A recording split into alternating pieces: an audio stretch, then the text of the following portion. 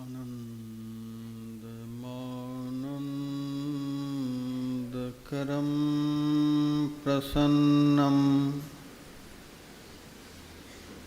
ज्ञानस्वरूपं निजबोधरूपं योगीन्द्रमीड्यं भवरोगवैद्यं श्रीमद्गुरुं नित्यमहं नमामि।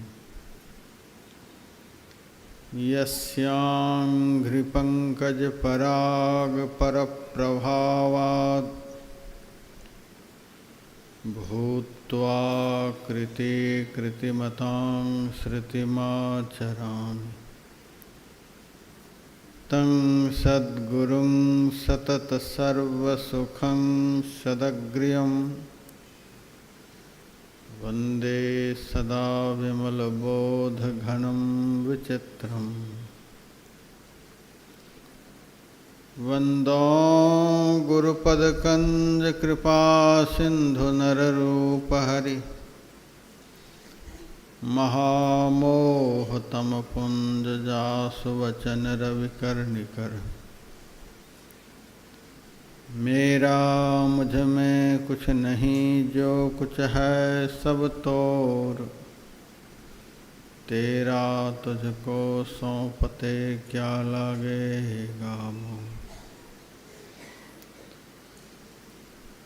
गंगातरंगरमणीयजटाकलापं गौरी निरन्तरविभूषितवामभागं नारायणप्रियमनङ्गमदापहारं वाराणसीपुरपतिं भज विश्वनाथम्।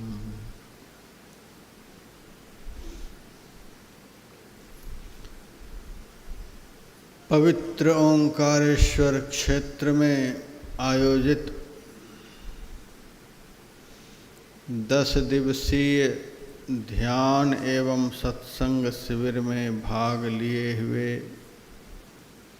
सत्संग प्रेमी सज्जन वृंद, माताओं तथा बहनों,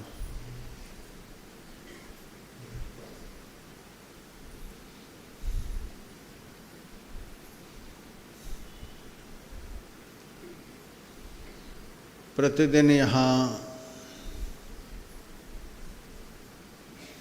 5 सत्रों में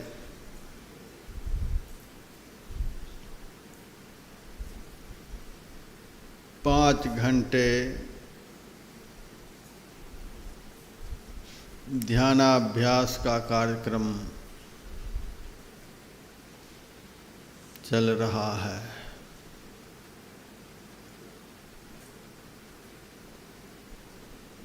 तीन सत्रों में सत्संग का कार्यक्रम चल रहा है।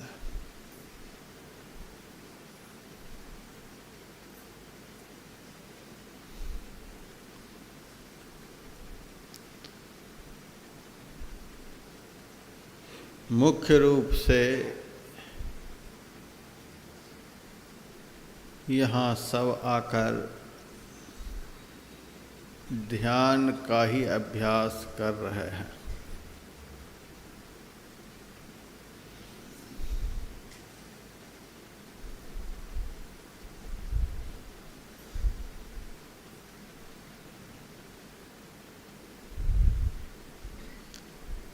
हमारे परदादा गुरु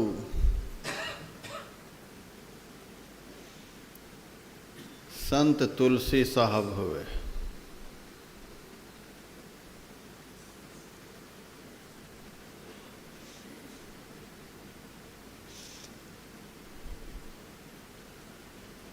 व्यास वाले का राधा स्वामी सत्संग जो है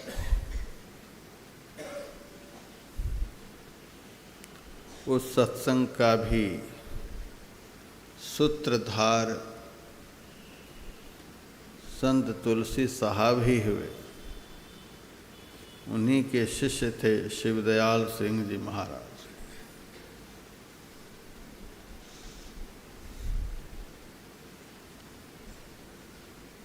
दोनों महापुरुष उन्हीं से जुड़े हुए हैं।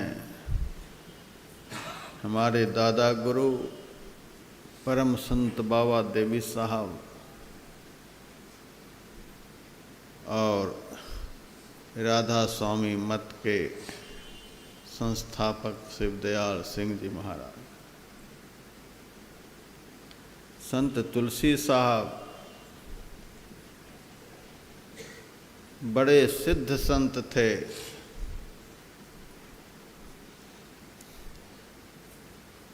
हाथरस के किले के अंदर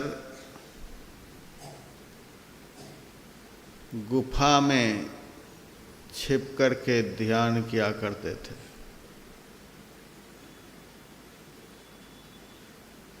पेशवा परिवार के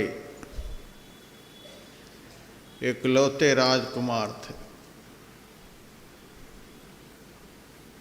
तीव्रतम वैराग्य के कारण राज्य सत्ता का परित्याग कर वे साधु बन गए थे।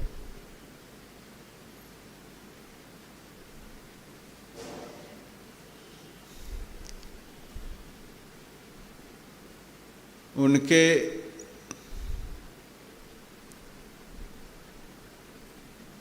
हिंदू समाज के भी बहुत शिष्य हुए और मुसलमान घर के लोग भी शिष्य हुए।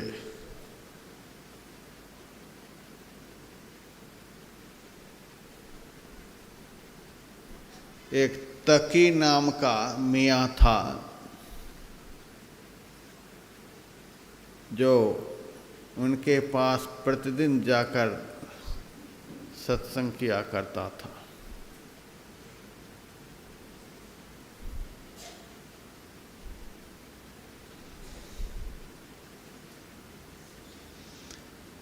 उनको उन्होंने बहुत उपदेश दिया। घट रामायण में बड़ी चर्चा है इस बात की।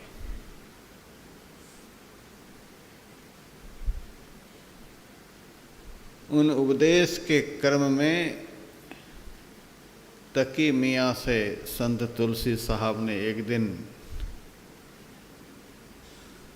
ध्यान की महिमा बतलाते हुए कहा था, दिल का हुजरा साफ कर जाना के आने के लिए, ध्यान गैरों का उठा उसको बिठाने के लिए।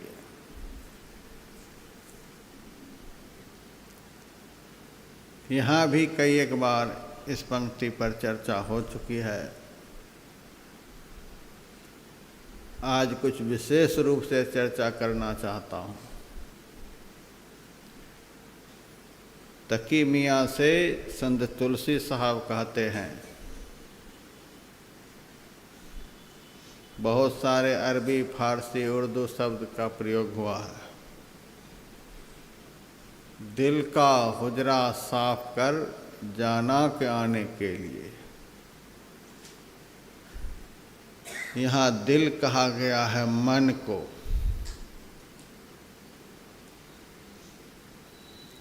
हुजरा कहा गया है छोटी कोठरी को।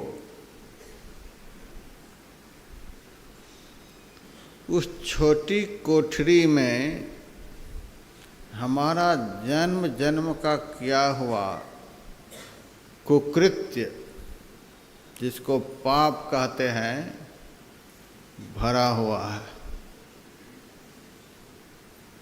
मनुष्य पाप इंद्रियों के माध्यम से करता है, लेकिन वह किया हुआ पाप अशुभ संस्कार के रूप में मन और चित्त के अंदर गुप्त होकर के रहता है, छिप करके रहता है। जहाँ न कोई तीर्थ पहुँच सकता, जहाँ न कोई दान का पुण्य पहुँच सकता, न धाम पहुँच सकता, न यज्ञ की अग्नि पहुँच सकती, न किसी भी पवित्र नदियों का जल पहुँच सकता। मनुष्य द्वारा किया हुआ आदिकाल का समग्र पाप सूक्ष्म रूप से मन के अंदर, बुद्धि के अंदर, चित्त के अंदर समाहित है। बाहर में वह पाप दिखता नहीं, पाप का परिणाम दिखता है। पाप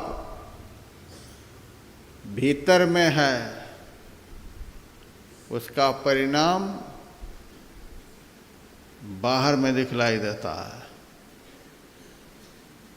आँख के द्वारा जो पाप हुआ है, तो उस पाप का फल आँख को ही भोगना पड़ता है। किसी के आँख में रोग है, कल मैंने आप लोगों को सुनाया था, पाप के 4 रूप होते हैं। अंधकार, मन की चंचलता, जीवन में आने वाले अनेकों प्रकार के विघ्न और अनेक प्रकार के असाध्य रोग। आँख से जो पाप हुआ है, उस पाप को आँख के द्वारा ही भोगना पड़ता है।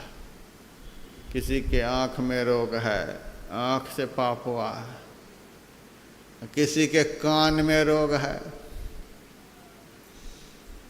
उसका परिणाम कान को भोगना पड़ता है। जीभ से पाप किए हैं, जीभ में रोग। दांत से पाप किए हैं, दांत में रोग। हाथ से पाप किए हैं, हाथ में रोग। पैर से पाप किए हैं, पैर में रोग। पेट के लिए पाप किए हैं, पेट में रोग। हृदय से पाप किए हैं, हृदय में रोग। मन से पाप किए हैं, मन में रोग। बुद्धि से पाप किए हैं, बुद्धि में रोग। इस प्रकार से पाप के परिणाम को अपने शरीर में हम भोगते हैं।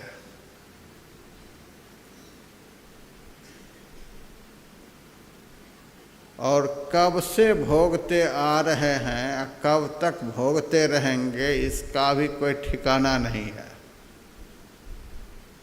क्योंकि थोड़ा किया हुआ नहीं है। कब से दुनिया बनी है और हम दुनिया में हैं और बहुत तरह के शुभाशुभ कर्मों को करते हुए आ रहे हैं। अभी भी इतना दुख भोगते हुए भी पूर्ण विराम नहीं दिए हैं। अब कोई पाप नहीं करेंगे, अभी भी जारी ही है। पहले का खत्म नहीं हुआ है और अभी भी चालू ही है। और इसको मिटाने का कोई उपाय भी नहीं हो रहा है।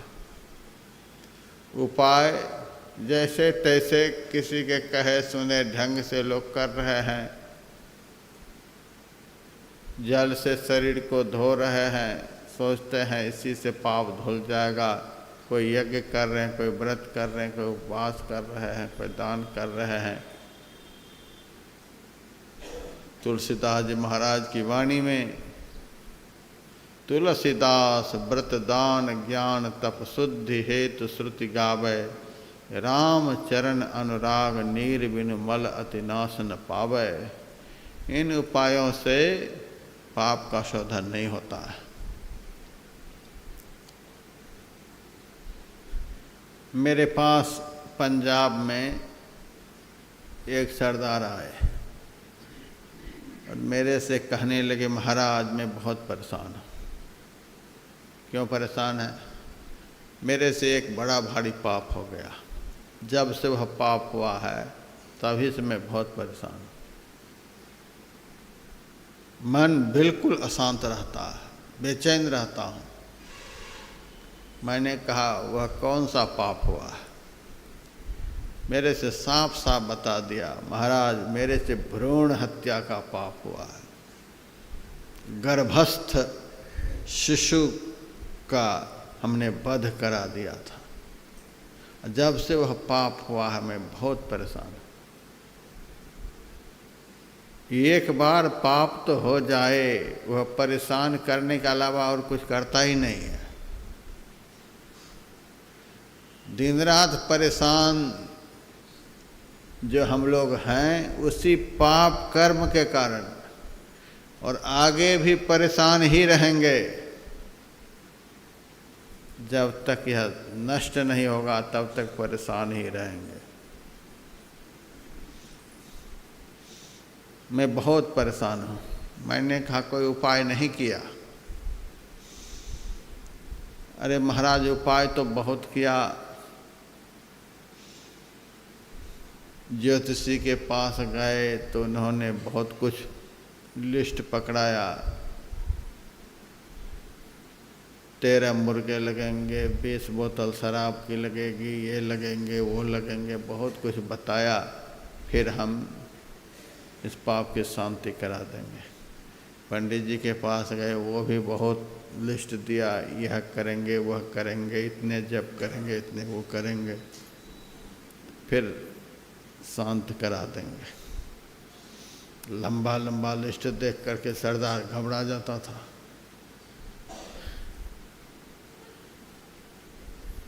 मैंने कहा, इन लिस्ट के हिसाब से आप पाप की शांति कराए कि नहीं?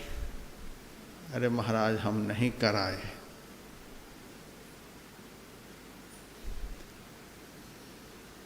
मैंने कहा, अब यहाँ आए हैं महाराज, आप साधु महात्मा हो, आप कोई उपाय बताओ।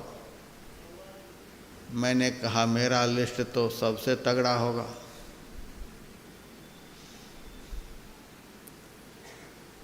आप भी लिस्ट दोगे? महाराज का हाँ। उन लोगों ने बकरे की बात की, मुर्गे की बात की, शराब की बोतल की बात की, और मैं तो सबसे खतरनाक बात करूंगा।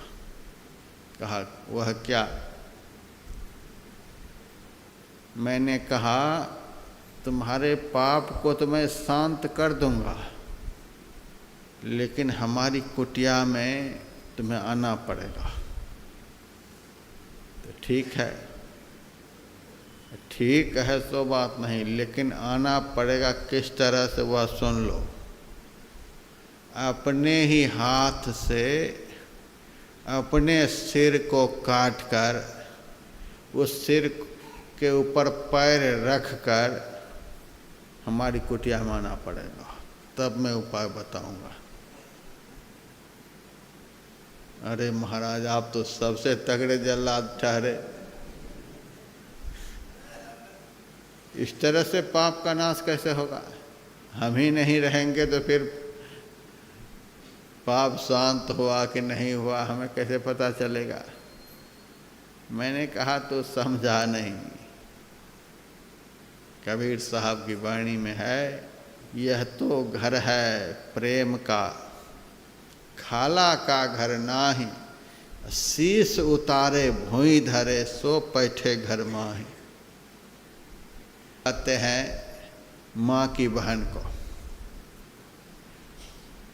वहाँ जाने पर माँ की बहन मौसी कहलाती है, खूब खातिर करती है, खिलाती पिलाती है। मौसी के घर के समान यह घर नहीं है कि खूब मौज मस्ती लुटोगे। शीश उतारे भुई धरे, सो बैठे घर माँ। शीश उतार देंगे तो फिर बचेंगे कैसे? तो समझा नहीं। शीश का अर्थ होता है अहंकार। धर्म ग्रंथों में बहुत कुछ लिखा हुआ है।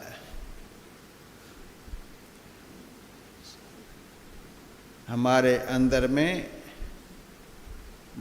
6 विकार हैं। कोई विकार कंठ में रहते हैं, कोई विकार आँख में रहते हैं, कोई विकार हृदय में रहते हैं, कोई विकार नाभि चक्र में रहते हैं, कोई विकार लिंग चक्र में रहते हैं।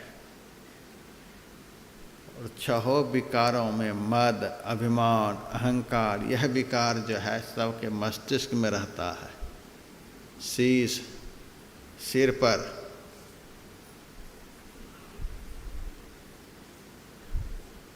सबसे ऊपर रहता है, सबसे ऊंचाई पर रहता है। इस विकार को नष्ट किए बगैर कोई संत के संतत्व का ठीक ठीक लाभ नहीं ले सकता। दिल्ली में एक सेठ जी आए मेरे पास, बहुत धर्म प्रेमी, प्रणाम करके जा रहे थे। कोई कोई मेरे सिर में चरण पर पैर रख देता तो मैं हाथ भी रख देता माथे पर। बच्चे सब प्रणाम करते हैं तो प्यार से माथे पर हाथ रख देते हैं। तो वह दूर से ही हाथ उठा करके नमस्कार महाराज नमस्कार। मैंने भी कह दिया नमस्कार। तब वह कहता है आपने मेरे माथे पर हाथ क्यों नहीं रखा?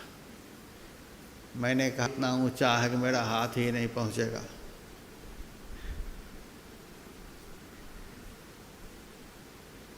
मत शर्माओ ऐ नादानो, इस दर पे शीश झुकाने से। यह वो दर है जिस दर पे सदा सर भेंट चढ़ाए जाते हैं।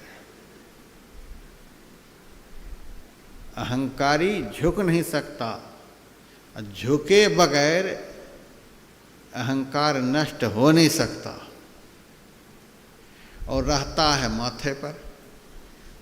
जिसके माथे पर अहंकार होगा, जो अभिमानी होगा, वह झुकना नहीं जानेगा। झुकना वह सीखेगा नहीं। झुके बगैर काम नहीं चलता है।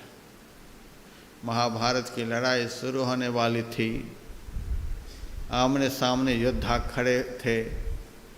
उसी वक्त अपने रथ पर से धर्मराज युधिष्ठिर उतरे और कौरव दल की ओर चल पड़े। अब तो सारे भाई घबराए, इतना सब कुछ करा के अब जा रहे हैं मिलने के लिए। तोहनी कर रहे हैं पांडवों की। भैया यह क्या करने के लिए जा रहे हो? कुछ नहीं सुने, चलते गए और पितामह भीष्म के पास जाकर उनके चरणों पर माथा रखकर प्रणाम किया। पितामह भीष्म ने आशीर्वाद दिया कि विजयी भव। उन्हीं से लड़ने के लिए सारा सब कुछ हुआ है, उन्हीं से लड़ना है पितामह को। लेकिन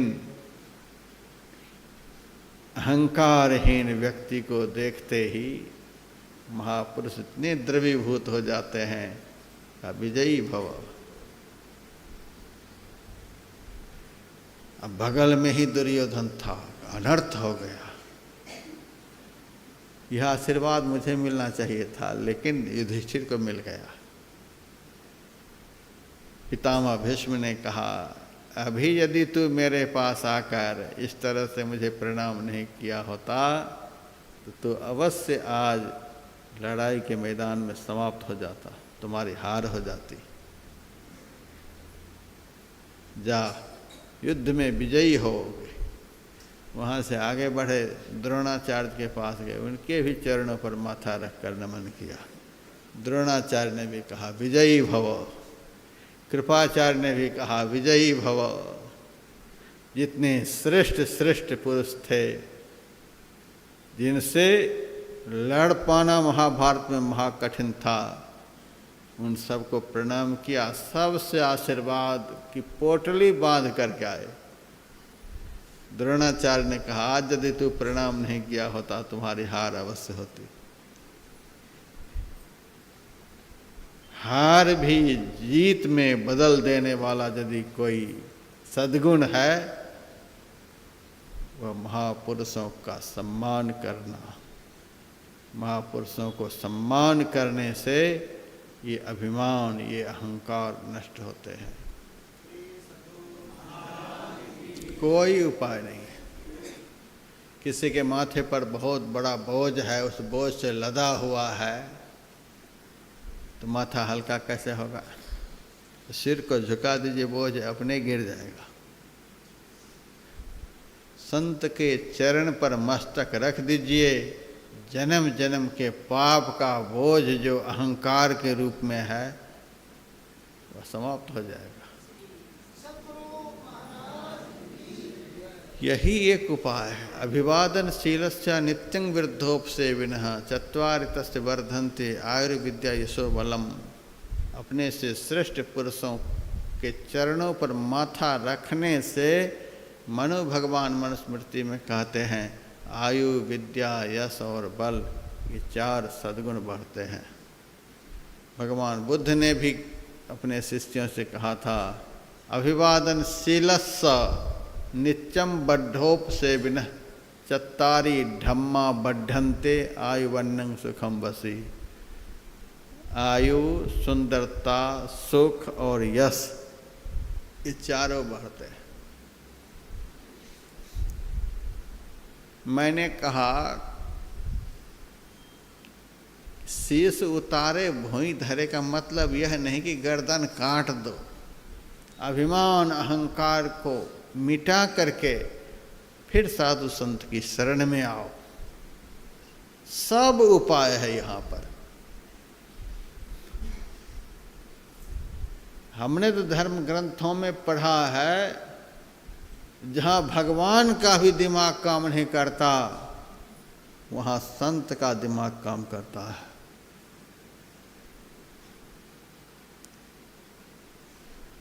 सनकादि ऋषि गए थे भगवान का दर्शन करने के लिए वैकुंठ, और दरवाजे पर जय विजय ने रोक दिया। भगवत दर्शन में व्यवधान पड़ा और सनकादि ऋषि ने शाप दे दिया। मूर्ख, भगवान के दरबार में भी भेदभाव कर रहा है। यह भेद दृष्टि तो असुरों में होती है, भगवान के दरबार में यह भेद दृष्टि। हम कहाँ से भगवत दर्शन के लिए पिपासित होकर के आए हैं, तो दंड लगा करके हमें रोक दिया, आगे नहीं बढ़ने दिया। भगवत दर्शन में व्यवधान होते ही बड़ा भारी क्रोध उत्पन्न हुआ, शाप दे दिया तो राक्षस हो जा। अब तो गिड़गिड़ाने लगे, अब महाराज मेरा उद्धार करो, उद्धार करो। गिड़गिड़ाने की आवाज़ पहुंची भगवान के पास। भगवान चलकर आए, शापाशापी हुआ था। भगवान का दर्शन होते ही सनकादि ऋषि के हृदय शीतल हो गए, शांत हो गए, क्रोध शांत हो गया और जय विजय रो रहा है। भगवान ने कहा तो क्यों रो रहा है? संत ने शाप दे दिया।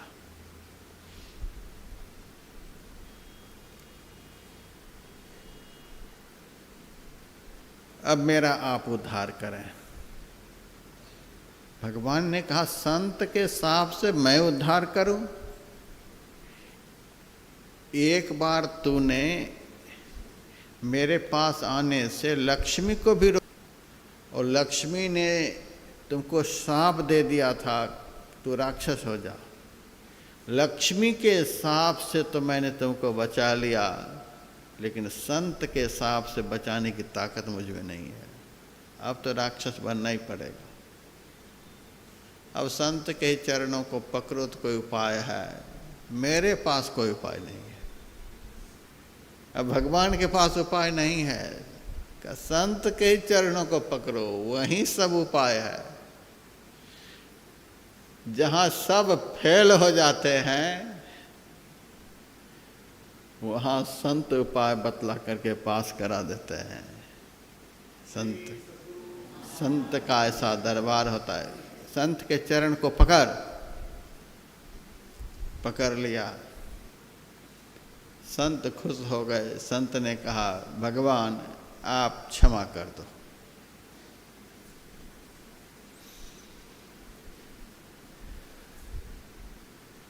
भगवान ने कहा हम बिल्कुल इनको क्षमा नहीं करेंगे, संत के साथ अपराध किया बिल्कुल क्षमा नहीं करेंगे, राक्षस तो अब इनको बनना ही पड़ेगा। लेकिन आप मेरे से पैरवी लगा रहे हैं तो एक रास्ता निकालते हैं इनके लिए। और जय विजय से भगवान ने कहा यदि बैर भाव से तू मेरा भजन करेगा तो 3 जन्म में मेरे पास आ जाएगा, और भक्ति भाव से मेरे पास आना चाहेगा तो 7 जन्म लगेंगे।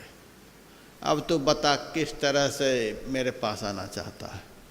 जय विजय ने कहा जिस तरह से मैं जल्दी आपके पास आ जाऊं, लड़ करके हो, झगड़ करके हो। हम तो सबसे कहते हैं लड़ाई भी लड़ो तो भगवान से लड़ो, काहे के लिए दुनिया के लोगों से लड़ भिड़ करके मर रहे हो, नरक में जा रहे हो। भगवान से तो लड़ने वाला भी तर जाता है। कंस तर गया, रावण तर गया, जो जो भगवान के हाथ से मरे सब तरे। ये दुनिया के लोगों से लड़ाई, ये दुनिया में क्या ताकत है? लड़ो तो सबसे बड़े के साथ, सबसे बड़े परमात्मा हैं उनसे लड़ो। उनके हाथ से जब मरोगे तो तर जाओगे, उद्धार हो जाएगा। जय विजय ने कहा जैसे तैसे मैं वैर भाव से ही आपके पास आना चाहता हूँ, लेकिन आपसे इतनी प्रार्थना कि मैं आपके हाथ से मरूं, हमें और कोई नहीं मारे। वैर भाव से मैं आपके पास आना चाहता हूँ, मरना चाहता हूँ, लेकिन आपके हाथ से मरना चाहता हूँ, मुझे आप मारें। अब वहाँ बड़ी समस्या खड़ी हो गई। विष्णु भगवान तो सत्य प्रधान देव हैं। विष्णु भगवान ने कहा यह तो बड़ा अनर्थ हो गया, किसी को मारने के लिए क्रोध चाहिए, अब भगवान में क्रोध होता ही नहीं, विकार रहित भगवान होते हैं। और उसमें भी विष्णु भगवान, ब्रह्मा जी होते तो कुछ होता भी, और शिव जी से टकराते तो त्रिशूल तो बगल में ही है। और विष्णु भगवान तो सत्य प्रधान देव हैं, वहाँ तो क्रोध का कोई सवाल ही नहीं। भृगु जी चरण का प्रहार किए वक्षस्थल पर, तो चरण पकड़कर भगवान रोने लगे, आहा आपके चरण कमल से भी कोमल, हमारा हृदय पत्थर से भी कठोर, आपको बड़ा कष्ट हुआ होगा। भगवान इतने विलक्षण हैं कि हमारे में तो क्रोध होगा ही नहीं, हम मारेंगे फिर कैसे? हम मरे बगैर यह मेरे पास आएगा कैसे? भगवान भारी असमंजस में पड़ गए। यहाँ दिमाग काम नहीं कर रहा है। मैंने कह तो दिया कि वैर भाव से तू मेरा भजन करेगा तो 3 बार में मेरे पास आ जाएगा। अब वैर भाव तो क्रोध में होता है, क्रोध के बगैर वैर हो ही नहीं सकता है। हमारे में क्रोध होता ही नहीं, विष्णु भगवान में क्रोध होता ही नहीं, तो हम मारेंगे कैसे? हम मारेंगे नहीं तो 3 बार में आएगा कैसे? भारी असमंजस में पड़ गए। सनकादि ऋषि ने कहा भगवान क्यों आप असमंजस में पड़े हुए हो? कहा मेरा दिमाग काम नहीं कर रहा है। मैंने कहा तो दिया वैर भाव से भजन करोगे 3 बार में, और यह कहता है आप मुझे मारें और आपके हाथ से मर कर मैं आपके पास आऊँ।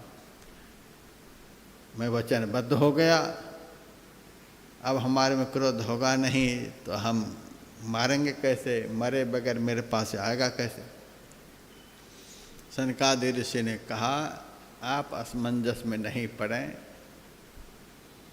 आप में क्रोध नहीं होता है, लेकिन मैं आपके अंदर क्रोध उत्पन्न करा दूंगा, तब तो आप मारेंगे। मैं क्रोध उत्पन्न कराऊंगा आप में।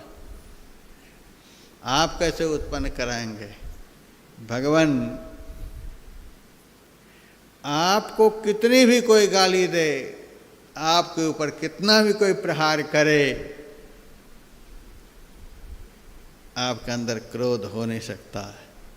लेकिन जिस दिन आपके संत का कोई अपमान करेगा, उस दिन तो आपके अंदर में क्रोध नहीं रहने पर भी क्रोध उत्पन्न हो जाएगा। आपके भक्त को कोई सताएगा, आपके संत को कोई सताएगा, तब तो क्रोध होगा ही। क्रोध उत्पन्न हम कराएंगे आपके अंदर। 3 बार इन्होंने कहा है कि 3 बार मैं आपके हाथ से मरकर आपके पास आऊं, तो महाराज आपको क्रोध उत्पन्न कराने के लिए मैं भी 3 बार आऊंगा। भारी समस्या में भगवान फंस गए थे, लेकिन संत ने कैसा उपाय निकाला। जहाँ भगवान का भी दिमाग काम नहीं करता, वहाँ संत का दिमाग देखिए। सारी दुनिया की विद्या का जहाँ अंत हो जाता है, वहाँ से संत की विद्या शुरू होती है। भगवान यह जय विजय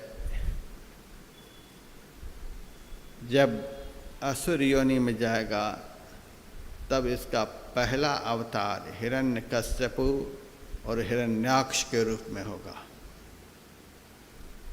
और आप वाराह और नृसिंह बनकर इनके लिए अवतार लेंगे। और मैं आपके अंदर क्रोध उत्पन्न कराने के लिए इनके घर प्रहलाद बन करके जन्म लूंगा। सनकादि ऋषि ही प्रहलाद बने थे। दूसरी बार यही जय विजय रावण कुंभकर्ण बनेगा, आप राम बनेंगे, तब मैं रावण के घर इनका छोटा भाई विभीषण बन करके जन्म लूंगा। और जब मुझे सताएगा, मेरे पर प्रहार करेगा, तब तो इनका वध आपको करना ही पड़ेगा। तीसरी बार यह शिशुपाल और दंत वक्र बनेगा और आप कृष्ण बने, उस समय हम उद्धव के रूप में जन्म लेंगे। संत के पास बहुत उपाय है, बहुत रास्ता है। जहाँ किसी का दिमाग काम नहीं करता, वहाँ संत का दिमाग काम करता है। मैंने सरदार जी से कहा, अहंकार को गंवा करके साधु की कुटिया में आ जाओ। उपाय है, तुम्हारा पाप खत्म हो जाएगा, पाप शांत हो जाएगा। कितना पाप किए हो तुम? एक भ्रूण हत्या का पाप हुआ है, बस एक ही। ब्रह्म हत्या सहस्राणी भ्रूण हत्या शतानि च। वह जिन्होंने 1000 ब्राह्मण का वध किया हो, ब्रह्म हत्या का पाप जिसको लगा हो।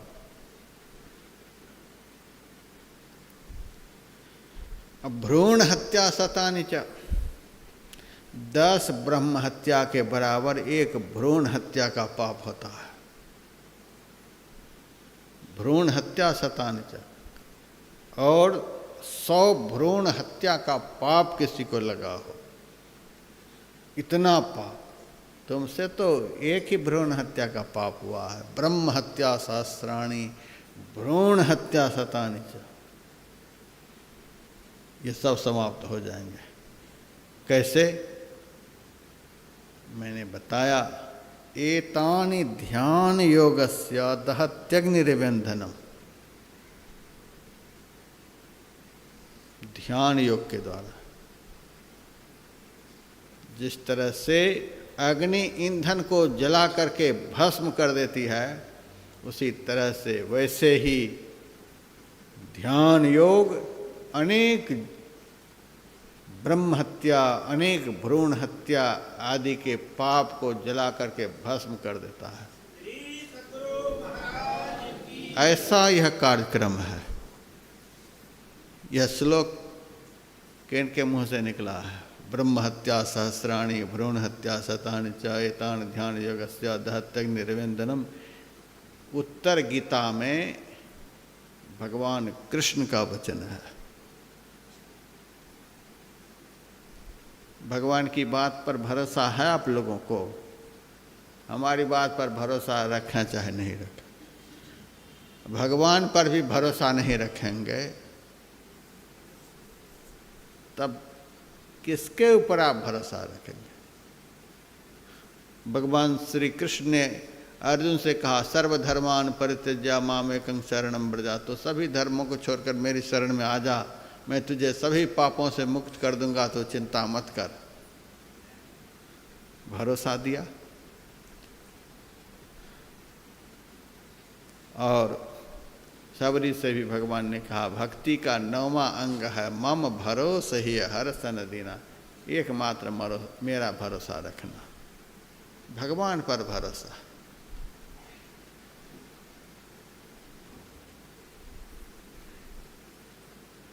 यदि आपका दिल कबूल करे तो भगवान का है प्रत्यक्ष रूप संत होते हैं। संत सदगुरु के वचनों पर भरोसा रखना, ये कभी आपको ठगेंगे नहीं। आप लोग कहेंगे भगवान तो हमारे सामने है नहीं, तो उनके वचनों पर हम कैसे भरोसा करेंगे? अरे भगवान आपके सामने प्रत्यक्ष नहीं है, लेकिन जितने भी धर्म शास्त्र हैं उन धर्म शास्त्रों में भगवान के ही वचन हैं। धर्म शास्त्र में जो कुछ भी इस जीव के कल्याण के लिए लिखा हुआ है वह भगवान का वचन है। शास्त्र के वचन को मान लो, उस पर भरोसा रखो। त्रिकाल सत्य है शास्त्र का वचन।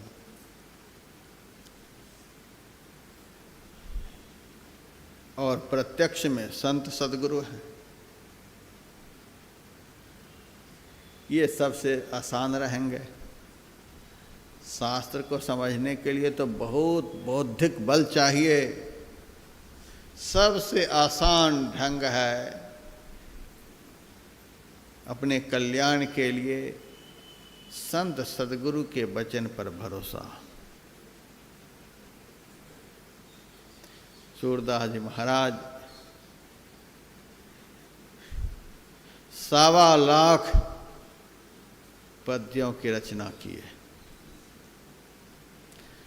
सारे पद्यों में भगवान कृष्ण की महिमा, भगवान कृष्ण की महिमा।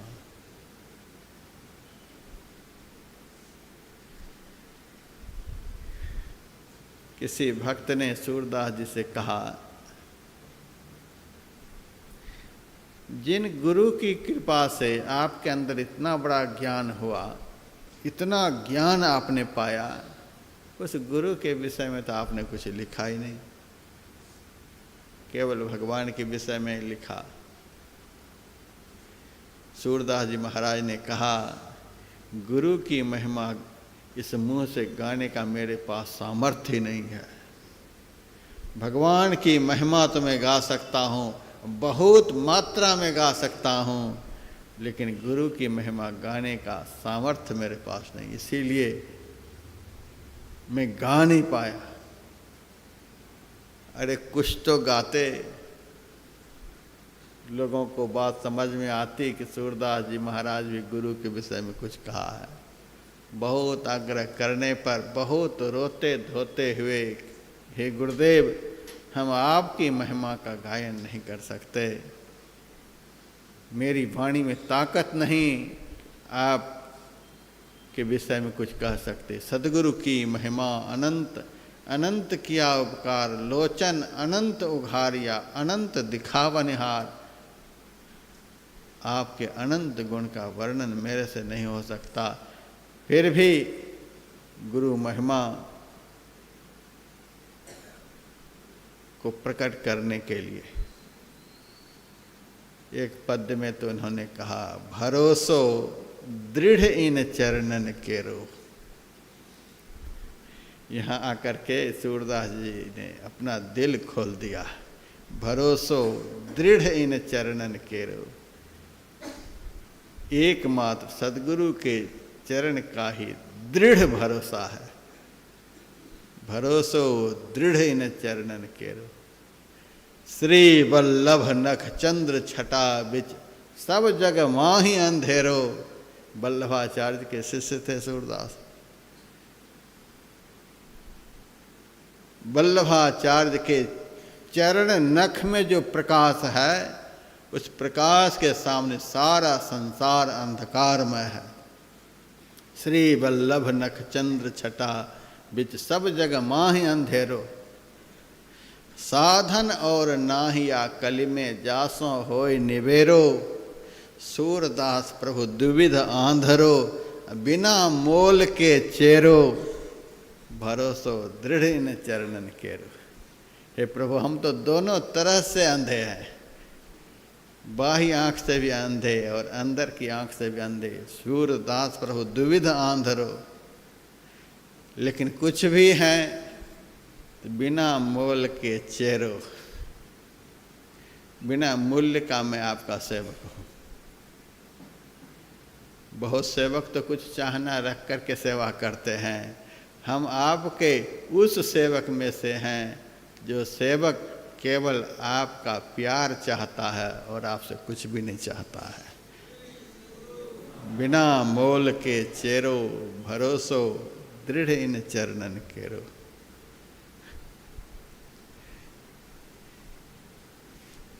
और दूसरा पद जो है, गुरु बिन ऐसी कौन करे। देखिए इसमें गुरु की महिमा। गुरु बिन ऐसी कौन करे, माला तिलक मनोहर बाना, लय सिर छत्र धरे। भवसागर से बूढ़त राखे, दीपक हाथ धरे। सूरदास गुरु ऐसो समर्थ, पल में लय उधरे।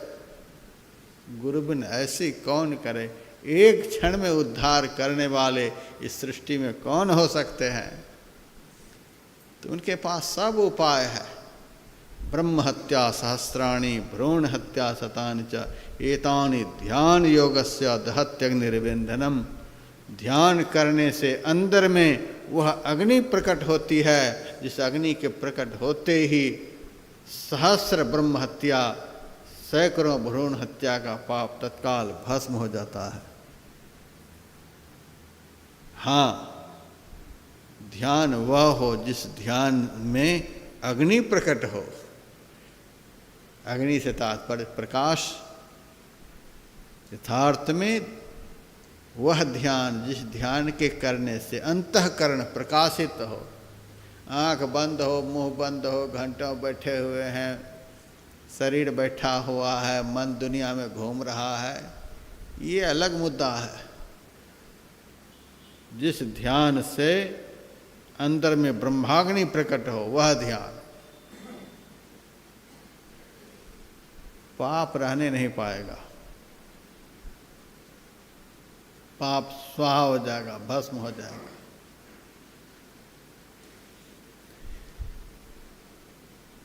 संत तुलसी साहब कहते हैं, पाप को भस्म कर परमात्मा को प्रकट कर देने वाला ध्यान यदि तू करना चाहता है तो सुन तकी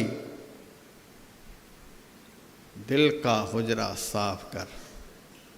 अपने अंदर की छोटी कोठरी को साफ करो, अपने हृदय को बुराइयों से रहित करो। तकी हाथ जोड़ लिए,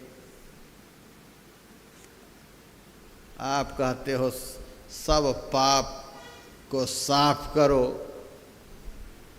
यदि परमात्मा को हृदय सिंहासन पर पधराना चाहते हो तो यही तो साफ नहीं होता। पाप को साफ करना कोई साधारण बात है। आप बताएं, पाप हमारे भीतर में जो अड्डा जमाए बैठा है वह साफ कैसे होगा। तब तुलसी साहब ने कहा, ध्यान गैरों का उठा उसको बिठाने के लिए। गैर में जो तुम्हारा ध्यान लगा हुआ है, मन लगा हुआ है, वृत्ति लगी हुई है, वहाँ से ख्याल को हटा लो, उठाओ वहाँ से ख्याल को। गैर में जो तुम्हारा मन लगा हुआ है, गैर किसको कहते हैं? बेगाने को, जिनसे हमारा कोई नाता रिश्ता नहीं, ऐसे से नाता रिश्ता जुड़ गया है। कबीर की वाणी में, पंथ में पंथी अनेकन जुरे सरिता घाट रे, नाव चढ़ी भय पार पहले गए निज निज बाट रे। एक ही नाव पर बहुत संख्या में यात्री बैठे हुए होते हैं, एक साथ बैठे हुए होते हैं, बातचीत भी होती चली जाती है, नमस्कार वगैरह भी हो जाता है। और जैसे ही नाव घाट पर लगती है वैसे सब यात्री उतरते हैं, राम राम करके आपस में फिर अपने अपने रास्ते को पकड़ लेते हैं। तब किसी से कोई संबंध नहीं रह जाता। सब, कोई कहीं से आए थे, कोई कहीं से आए थे, कोई कहीं से आए थे, सब अपने अपने घर के लिए चल पड़ते हैं। नाव चढ़ी भय पार पहले गए निज निज बाट रे। एक ही घर में 10 लोग रहते हैं, एक ही परिवार में 10 लोग रहते हैं, लेकिन 10 के 10 एक ही जगह से नहीं आए हैं, 10 जगह से आए हैं। पिछले जन्म में कोई रेगिस्तान में होंगे, कोई पाकिस्तान में, कोई अफ़गानिस्तान में, कोई गुजरात में, कोई पंजाब में, कहाँ कहाँ 10 जगह से सब आए हैं। और 10 तरह के शरीरों से आए हैं। कोई गधा के शरीर से मनुष्य बने हैं, कोई बैल के शरीर से मनुष्य बने, कोई सुअर के शरीर से मनुष्य बने, कोई देवता के शरीर से मनुष्य बने, कोई ऋषि के शरीर से मनुष्य बने हैं। 10 जगह से आए हैं, 10 तरह के शरीरों से आए हैं, 10 तरह के कर्मों को करते हुए आए हैं। कोई पिछले जन्म में व्यापार कर रहे थे, कोई नौकरी कर रहे थे, कोई कुछ कर रहे थे, कोई कुछ कर रहे थे। 10 तरह के संस्कारों को लेकर के आए हैं। इसीलिए तो एक ही घर में 10 लोग रहते हैं, सबका विचार मिलता है। लोग कहते हैं समझा दो महाराज आप। अब कैसे समझाएं इसको? कोई गधा के शरीर से आदमी बना है, कोई बैल के शरीर से आदमी बना है, ये गधा बैल को कैसे समझाएं? एक जगह से आते, एक जोनी से आते, तब समझाते, इसको तो समझ भी जाते, ये कैसे समझेंगे? हमको तो आँख नहीं है, इसीलिए हम समझते हैं सब एक ही हैं, भाई हैं, सब भाई हैं, सगे संबंधी हैं। लेकिन आँख वाले तो देख रहे हैं, ये कहाँ का बेमतलब का नाता रिश्ता जोड़ लिया है। जैसे संयोग बस नदी के जल प्रवाह में 2 तिनके आपस में मिल जाते हैं। धर्म ग्रंथों में ये बाह्य संबंध इसी तरह से जुड़ा हुआ है, बतलाया है। जैसे संयोग से 2 तिनके जल प्रवाह में घूमते घूमते घूमते भंवर के कारण एक जगह मिल गए और एक जगह मिले ही रहेंगे। उसी जल प्रवाह के कारण मिले और उसी जल प्रवाह के कारण तुरंत अलग भी हो जाते हैं। उसी तरह से मायामय संसार में किसी जन्म का लेखा जोखा रहा होगा, आपस में मिल गए और फिर लेखा जोखा खत्म हो गया, अलग हो गए। यदि इन बातों को बढ़िया से कोई समझ जाए, किसी के मरने पर कोई रोएगा नहीं।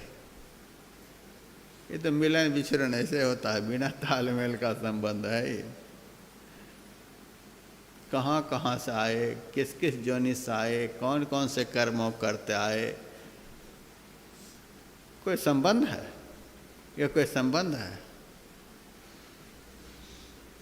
महाभारत की लड़ाई की भूमिका जब बन रही थी तो सारे राक्षस लोग दुर्योधन की सहायता करने के लिए राजा के रूप धारण कर लिए थे।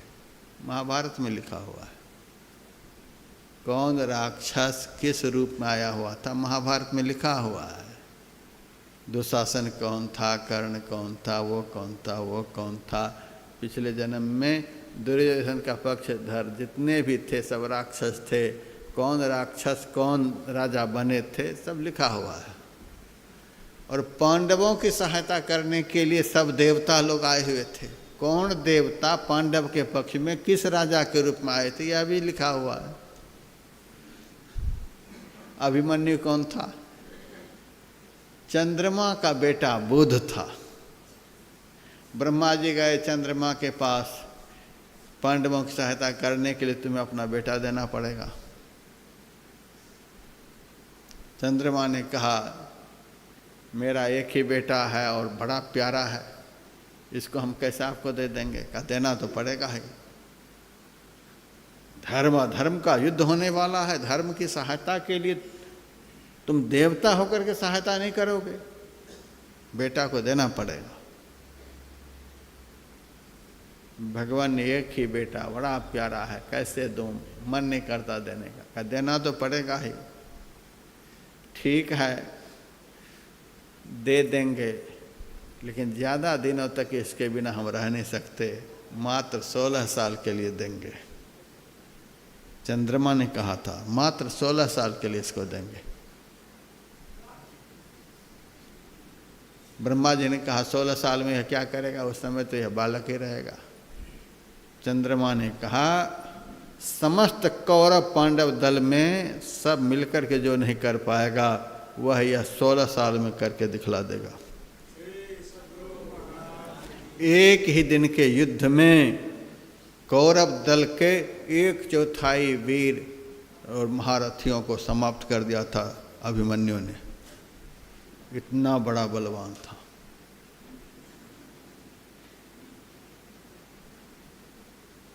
सब करके दिखला देगा, लेकिन 16 साल पूरा होते ही एक दिन भी यह नहीं रहेगा। 16 साल पूरा हो गया था, 6 महारथियों ने मिलकर के उसी विधि से जाना था और देह त्याग करके अभिमन्यु अपने पिता के पास आ गया।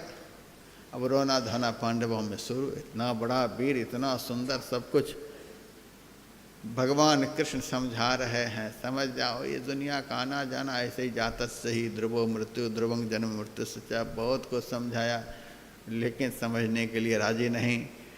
भगवान ने सोचा अब ऐसे नहीं समझेगा। अर्जुन को लेकर भगवान चले गए चंद्रलोक। चंद्रमा की गोद में बुध बैठा हुआ था, वही अभिमन्यु बना था। दूर से ही देखा चंद्रमा की गोद में अभिमन्यु को, बेटा बेटा कहते हुए दोनों भुजाओं को फैलाते हुए रोता।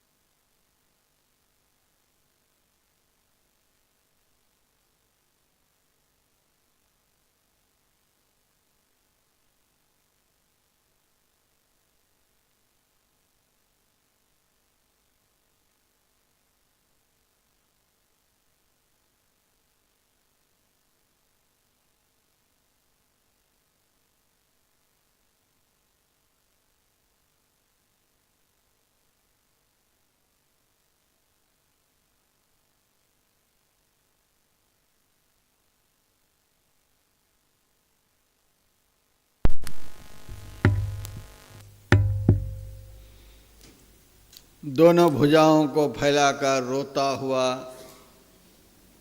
अभिमन्यु को अपनी गोद में चिपकाने के लिए पहुंचा। अभिमन्यु बहुत जोर से अर्जुन को फटकारा। यहाँ क्यों आए? बेटा तुम्हारे बिना रहा नहीं जाता, बेटा तुम्हारे बिना। अभिमन्यु ने कहा मैं तुम्हारा एक बार बेटा बना तो तू धरती पर से रोते रोते आसमान पहुंच गया, चंद्रलोक आ गया। और तू तो मेरा बेटा 7 बार बने हो, मैं कभी गया तुम्हारे पास रोने के लिए? अर्जुन, इस संसार में कौन किसका बाप, कौन किसका बेटा? भगवान कृष्ण के रहते हुए तू मेरे में प्रेम कर रहा है। यदि इस प्रभु में प्रेम किया होता तो तुम्हें यह मोह होता ही नहीं। कौन किसका बेटा? आप उपनिषद ग्रंथ को पढ़ें, इन सब बातों को समझने के लिए बहुत शास्त्र का अध्ययन करना पड़ता है। जो इस जन्म में पति है वही दूसरे जन्म में पत्नी का शरीर प्राप्त करता है।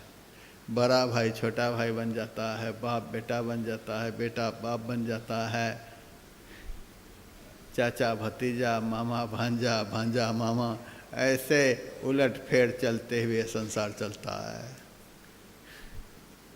क्या सराय की वासना, कबीर कहते हैं, क्या सराय की वासना, इस संसार रूपी मुसाफिर खाना में क्या आसक्ति। सब लोग बेगाना हो, मुसाफिर खाना में जैसे लोग रहते हैं, आपस में बातचीत होती है, सवेरा होते सब अपना अपना रास्ता पकड़ लेते हैं, उसी तरह से क्या सराय की वासना, सब लोग बेगाना हो तो भोर सब उठी चले, दूर देश को जाना हो, सब अपने अपने रास्ता पकड़ लेते हैं। अनेक जगह से आए हैं, अनेक संस्कारों को लेकर के आए हैं, यहाँ कौन किसका है?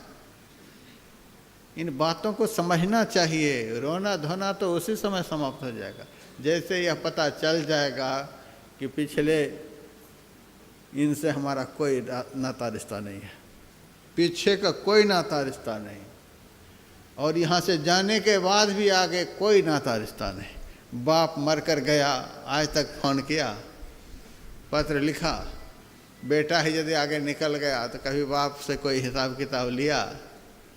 कुछ भी नहीं, सब खेल खत्म, आंख बंद, डब्बा गायब। बाप गए तो फिर बेटा से मिलने के लिए नहीं आए, भाई गए तो भाई से मिलने के लिए नहीं आए, पति गए पत्नी से। ये कैसा संबंध है? देखो, एक आंख बंद होते ही संबंध खत्म, ऐसे से हमारा संबंध है। आंख बंद होते ही संबंध शुरू हो जाता है, आंख बंद होते ही संबंध विच्छेद हो जाता है, ऐसा संबंध है। ऐसे लोगों से संबंध। भगवान श्री राम 13,000 वर्ष तक अयोध्या का राज्य किए।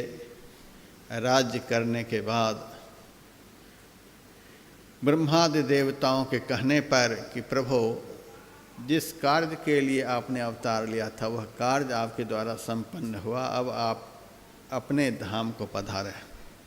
तो भगवान ने वचन दे दिया, ठीक है। भगवान अब अपने धाम में चलने की तैयारी करने लगे। अयोध्या वासियों को पता चला कि भगवान तो अब तैयारी में है। सारे अयोध्यावासी भगवान के पास आ गए। भगवान, आपके बिना तो हम रह नहीं सकते, मेरे बिना नहीं रह सकते हो? तो नहीं। देखें अयोध्यावासी को, भगवान का अवतार अयोध्या में क्यों हुआ? किसी का बेटा जंगल चला जाए तो पड़ोसी को क्या फर्क पड़ता है? कोई फर्क पड़ता है? लेकिन भगवान राम जब वन को गए थे, समस्त अयोध्यावासी ने यह व्रत ले लिया था कि जब तक इस आँख से राम का दर्शन नहीं कर लेंगे तब तक हम भोजन नहीं ग्रहण करेंगे। कोई एक समय भोजन ग्रहण करने का संकल्प लिया, कोई जल लेकर के, कोई दूध लेकर के, कोई निराहार रह करके 14 साल तक रहे थे। जिस समाज को भगवान से इतना प्रेम, उसी समाज में राम का अवतार होता है। मथुरा में भगवान एक रात भी नहीं रह पाए, क्योंकि वहाँ कंस वृत्ति के लोग थे। अवतार कहाँ और उत्सव कहाँ मनाया जा रहा है? ब्रज में।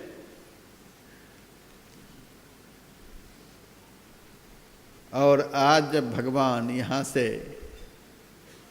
स्वधाम सिधारने की तैयारी करने लग गए, अयोध्यावासी कहते हैं आपके बिना हम रह नहीं सकते। सब चलने के लिए तैयार। भगवान ने कहा कि मेरे बिना नहीं रह सकते, नहीं तो चलो फिर। देखो कैसा संबंध है। मलुकदास जी की वाणी में, दुनिया के सब मित्र घनेरे, सब माया की फांसी, दास मलु का यही जान के, मित्र कियो अविनाशी। कैसे से हमारा संबंध होना चाहिए यह प्रसंग बतलाता है। भगवान ने कहा मेरे बिना नहीं रह सकता है तो चल मेरे साथ। साथ ले जाने वाले यहाँ से कौन मित्र हैं, सबको साथ में ले लिए। चले गए सरयू के तट पर। भगवान जल में प्रवेश कर गए। समस्त अयोध्यावासी भी जल में प्रवेश कर गए। ये दिखावा के लिए नहीं कि जा रहे हैं। 28 तारीख को हम भी यहाँ से चलेंगे। और कितना प्रेम प्यार मिला है आपस में 10 दिनों तक, लेकिन भरोसा नहीं है।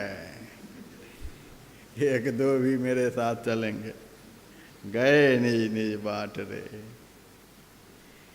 संसार के लोगों का ऐसा ही प्रेम है। आयोजन खत्म होते ही अपने ही टिकट के हिसाब से सब जाएंगे। और भाषण सुन करके 1-2 चल भी देते हैं तो पता नहीं रास्ते से ही कहाँ गायब हो जाते हैं। ऐसा भी मैंने देखा है। गए निज निज बाट रे। आज देखिए अयोध्यावासी का प्रेम और भगवान का वात्सल्य, सब चलने के लिए तैयार। भगवान ने सबको ले लिया और सरयू में प्रवेश कर गए और भगवान के साथ सब प्रजा सरयू में प्रवेश कर गए। गले भर जल में भगवान गए। सब तो सरयू में प्रवेश कर गए। 2 हैं सरयू के तट पर, वो प्रवेश नहीं किए। एक विभीषण जी और दूसरे हनुमान जी। विभीषण जी भगवान के साथ स्वधाम सिधारना चाहते हैं तो भगवान ने रोक दिया, तू नहीं आएगा मेरे साथ। विभीषण को आने से मना कर दिया। भगवान मुझे क्यों रोक रहा है? कहा नहीं, तुम सारिखे संत प्रिय मोरे, धरों देह नहीं आन निहोरे। तुम्हारे जैसे संत के लिए ही विभीषण धरती पर मेरा अवतार होता है।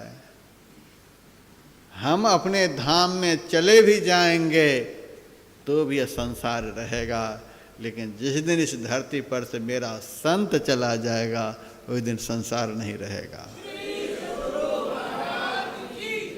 इस संसार की रक्षा का भार संत के ऊपर है विभीषण, इसलिए तू नहीं जाएगा। संत से कितना प्रेम, बुधो मोहे संत सदा अति प्यारे। तू नहीं जाएगा, तू यहीं रहेगा। एक जाना चाहते हैं तो भगवान उसे ले नहीं जाना चाहते हैं। तू नहीं जाएगा, तू यहीं रहेगा। संत कहते हैं आपके बिना तो हम रह नहीं सकेंगे। एक समय निर्धारित करें आप, करहु कल्प भरी राज तुम। एक कल्प तक रहो मेरे कहने से। ठीक है।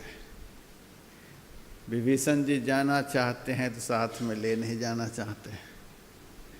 हनुमान जी को बुलाते हैं भगवान, हनुमान अब मैं जा रहा हूँ, चल तू। हनुमान जी कहते मैं नहीं जाऊँगा। हनुमान जी को बुलाते हैं तो हनुमान जी जाने के लिए राजी नहीं। पहली बार आज्ञा को टाल रहे हैं।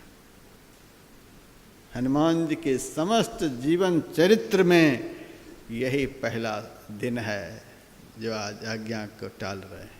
भगवान बुला रहे हैं अपने साथ ले जाने के लिए, हनुमान जी कहते नहीं जाऊंगा। तो भगवान ने कहा तू मेरे साथ चलने के लिए क्यों नहीं तैयार हो?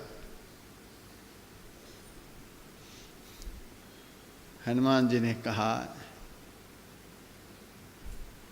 आप यहाँ से बैकुंठ चले जाओगे, बैकुंठ में संत को यहाँ धरती पर छोड़कर कितने मिनट आप रहोगे? धरती पर संत को छोड़कर बैकुंठ में तुम कितने मिनट रहोगे? भगवान चुप हो गए। संत के बिना तो बैकुंठ में हम एक क्षण भी रह नहीं सकते। हनुमान जी ने कहा, जिनके बिना आप एक क्षण भी नहीं रह सकते, उनके चरणों को छोड़कर हम आपके साथ बैकुंठ नहीं जा सकते।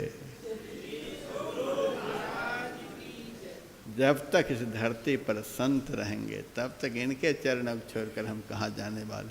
इनके रहने पर, इनके चरणों को पकड़े रहने पर आप तो बिना बुलाए ही यहाँ आते रहोगे। वहाँ आप हमको कृषि मंत्री बना करके यहाँ चले आओगे,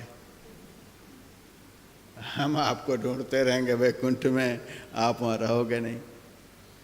नहीं नहीं, हम तो ऐसे के साथ रहेंगे कि जिनका साथ आप एक क्षण के लिए भी छोड़ नहीं सकते। बुधो मोहे संत सदा अति प्यारे।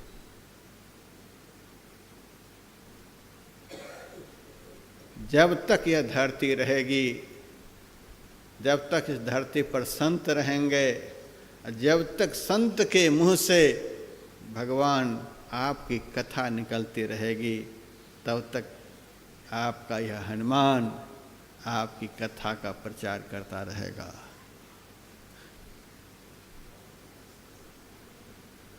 तो 7 चिरंजीवियों में एक हनुमान जी का भी नाम है।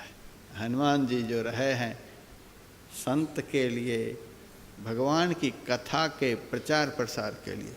जब तक धरती पर हनुमान जी रहेंगे तब तक संसार के सारे दुष्ट दुर्जन मिलकर के भी भगवान की कथा को भारत से मिटा नहीं सकते।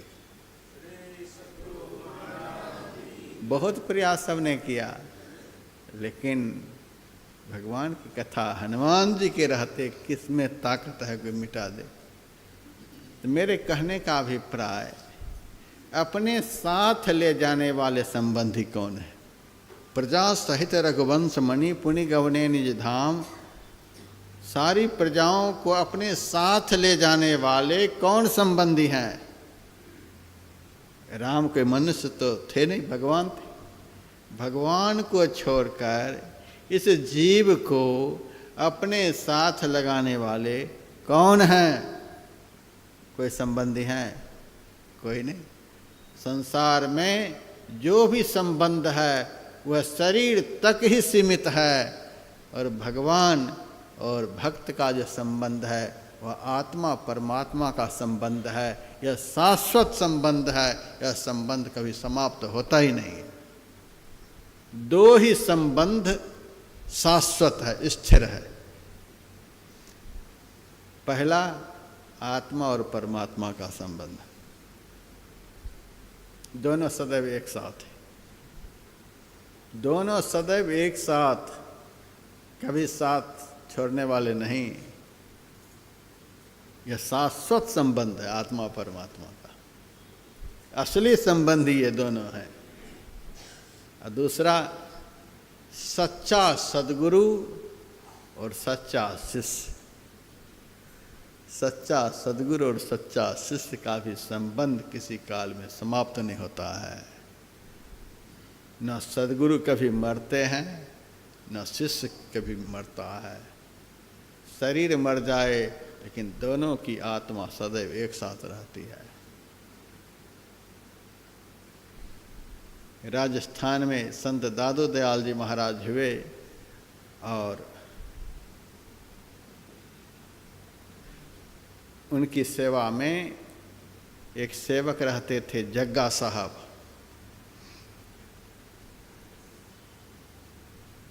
और भी बहुत सारे शिष्य थे।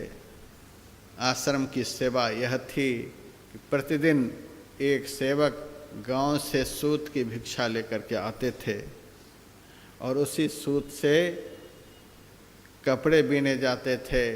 कपड़े बीन करके बाजार में बेचा जाता था। उससे जो पैसे होते थे उसी पैसे से आश्रम का भोजन चलता था। रोज अलग अलग शिष्य जाते थे भिक्षा के लिए। एक दिन जग्गा साहब की बारी आई, ये भिक्षा के लिए निकले। संयोग ऐसा रहा कि कोई भी इनको भिक्षा में सूत दिए ही नहीं।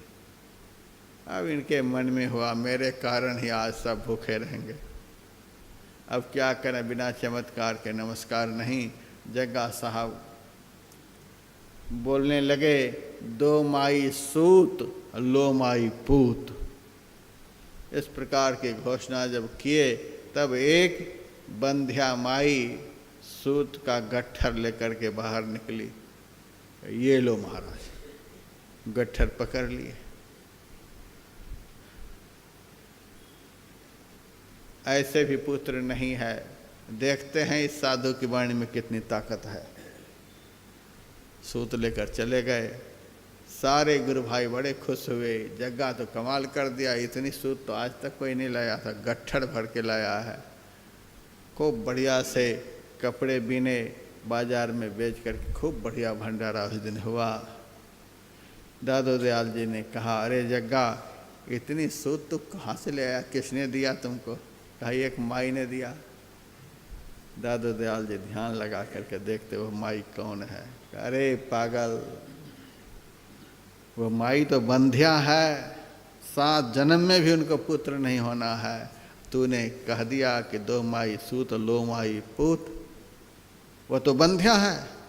अब उनके गर्भ में अपनी वाणी को सत्य करने के लिए तुम ही को जाना पड़ेगा। अब तुम उसका पुत्र बनोगे। जग्गा साहब हाथ जोड़ लिए, आपकी आज्ञा है तो मैं जाने के लिए तैयार हूँ, लेकिन गुरुदेव आपसे हमारी यही प्रार्थना, वहाँ माता के गर्भ में 9 महीने के कष्ट में संभव है मैं आपको भूल जाऊं, लेकिन गुरुदेव आप मुझे भूलना नहीं। फिर जग्गा बोला कि गुरुदेव आपसे यही प्रार्थना, जैसे ही उस माई के गर्भ से मैं बाहर निकलूं वैसे ही सबसे पहले हमें आपका दर्शन हो। गुरुदेव आपसे यह प्रार्थना, मैं आपको छोड़कर और किसी को गुरु बनाने के लिए भी तैयार नहीं।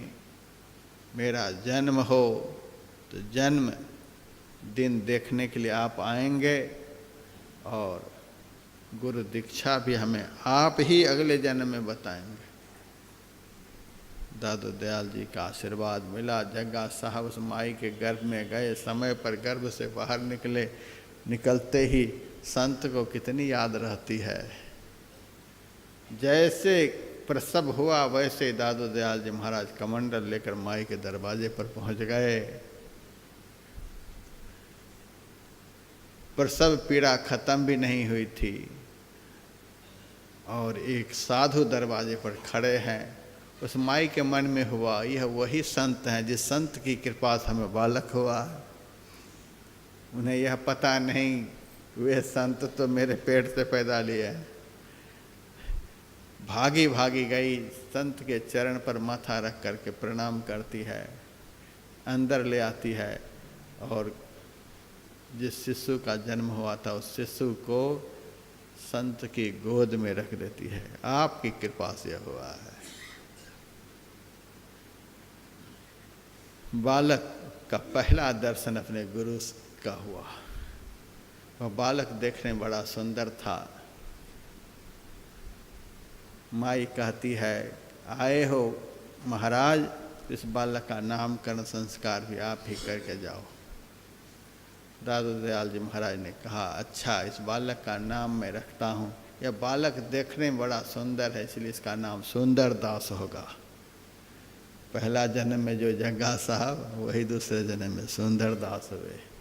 कहा इनको गुरु बनाने की कोई आवश्यकता नहीं। आज मैं इनके अंदर ब्रह्म ज्ञान का संचार करके जा रहा हूँ। सबसे कम उम्र में यदि इस भारत की भूमि पर कोई संत हुए तो सुंदर दास जी महाराज हुए। 7 साल में ही दादू दयाल जी की कृपा से उन्होंने संतत्व को प्राप्त कर लिया। संतत्व को प्राप्त करके जब उनके मुंह से वाणी निकली, लिखने वाले लिखने लगे। सबसे पहली वाणी सुंदरदास के मुंह की, गुरु के प्रसाद बुद्धि उत्तम दशा को गहे, गुरु के प्रसाद भव दुख बिसराइए, गुरु के प्रसाद प्रेम प्रीति हो अधिक बाढ़े, गुरु के प्रसाद राम नाम गुण गाइए, गुरु के प्रसाद सब योग की युगति जाने, गुरु के प्रसाद शून्य में समाधि लाइए, सुंदर कहत गुरुदेव जो कृपाल होय, तिनके प्रसाद तत्व ज्ञान पुनि पाइए। और दूसरी वाणी वह बड़ी अटपटी है, बहुत लोगों का कान खड़ा हो जाता है। गोविंद के किए जीव जात है रसातल को, गुरु उपदेश सो तो छुटे जम फंदते। गोविंद के किए जीव डूबत भव सागर में, गोविंद के किए जीव बस परे कर्मन के, गुरु के निवारे सो फिरत हैं स्वच्छंदते। गोविंद के किए जीव डूबत भव सागर में, सुंदर कहत गुरु काढ़ें दुख द्वंदते। और हूँ कहोलों कछु मुखते कहूँ बनाए, गुरु की तो महिमा अधिक है गोविंदते। दूसरी वाणी है, ये गुरु और शिष्य का संबंध, आत्मा और परमात्मा का संबंध ये शाश्वत संबंध है। और सच्चा गुरु और सच्चा शिष्य का संबंध भी शाश्वत होता है। इसीलिए महात्मा गांधी कहा करते थे, भौतिक ज्ञान का सिखलाने वाला यदि आधा अधूरा गुरु मिल गया तो एक बार का काम चल जाएगा, लेकिन अध्यात्म ज्ञान देने वाले आधे अधूरे गुरु मिले तो एक बार का भी काम नहीं चलेगा। शाश्वत गुरु होना चाहिए, सच्चा गुरु होना चाहिए। और सच्चा सद्गुरु के हाथ में जाने में यदि जीवन के सारे आयुष्य भी समाप्त हो जाएं तो समझो सौदा सस्ते में पट गया। अंतिम श्वास में भी यदि सच्चे सद्गुरु मिल गए तो गए हुए सारे श्वास को वे वापस ला देंगे, इतना सामर्थ्य होता है। सच्चा शिष्य और सच्चा सद्गुरु का संबंध यह शाश्वत होता है, आत्मा परमात्मा का संबंध शाश्वत होता है। ऐसे में यदि हमारा मन लग गया तो सब पाप भस्म हो जाएगा और ध्यान में ब्रह्माग्नि प्रकट हो जाएगी। सद्गुरु भी ब्रह्मज्ञानी, परमात्मा तो स्वयं ब्रह्म है ही। ब्रह्म में यदि वृत्ति आपकी जुड़ेगी तब ब्रह्माग्नि प्रकट होगी। अब वृत्ति जुड़ी हुई है संसार में, इसीलिए तुलसी साहब कहते हैं ध्यान गैरों का उठा उसको बिठाने के लिए। गैर में जो तुम्हारा ध्यान लगा हुआ है, वृत्ति लगी हुई है, वहां से हटाओ। या तो ब्रह्मज्ञानी सद्गुरु में वृत्ति को जोड़ो तब ब्रह्माग्नि प्रकट होगी, या तो ब्रह्म में वृत्ति को जोड़ो। ब्रह्म में तो वृत्ति जोड़ना बहुत मुश्किल है, पहले ब्रह्मज्ञानी में जोड़ो तब ब्रह्माग्नि प्रकट होगी। तुम ऐसे से वृत्ति जोड़ रहे हो कि जो भी प्रकट होने वाली है ब्रह्माग्नि वो भी खत्म हो जाएगी। ध्यान गैरों का उठा, गैर में जो तुम्हारा मन लगा हो उसको हटाओ, गैर से अपनी वृत्ति को हटाओ। बहुत बड़े ऑफिसर्स जब दफ्तर में आते हैं तो छोटे छोटे अधिकारी उठकर खड़े हो जाते, कुर्सी खाली कर देते हैं। सबसे ऊंची सबसे महत्वपूर्ण कुर्सी श्रेष्ठ लोगों के लिए होती है। ऑफिस में भी जा कर के देखो, उसी तरह से हमारे हृदय में सबसे महत्वपूर्ण स्थान किसके लिए होना चाहिए? जो सबसे अधिक महत्वपूर्ण है, सबसे अधिक महान है, सबसे अधिक शाश्वत है, उसके लिए जगह खाली हो। ध्यान गैरों का उठा। ये गैर लोग जिनसे ना पहले कोई नाता रिश्ता ना आगे कोई नाता रिश्ता, स्वार्थ बस थोड़ा बहुत अभी चल रहा है, ये भी कब खत्म हो जाए पता नहीं। ऐसे लोगों में दिल चिपका रखे हो, ऐसे को अपने हृदय सिंहासन पर से उठाओ। ध्यान गैरों का उठा, गैर लोगों में जो तुम्हारी वृत्ति लगी हुई है वहां से वृत्ति को हटाओ। ध्यान गैरों का उठाओ, उसको बिठाने के लिए गैर से वृत्ति हटी और अपना सामने आए। वे प्रभु जो हमारे सामने नहीं प्रकट हो रहे, इसीलिए कि हम तो किसी और में चिपके हुए हैं। कितने के हाथों में अपने को बेच रखे हैं, कितने का बन रखे हैं, तो उनका दर्शन कैसे संभव है?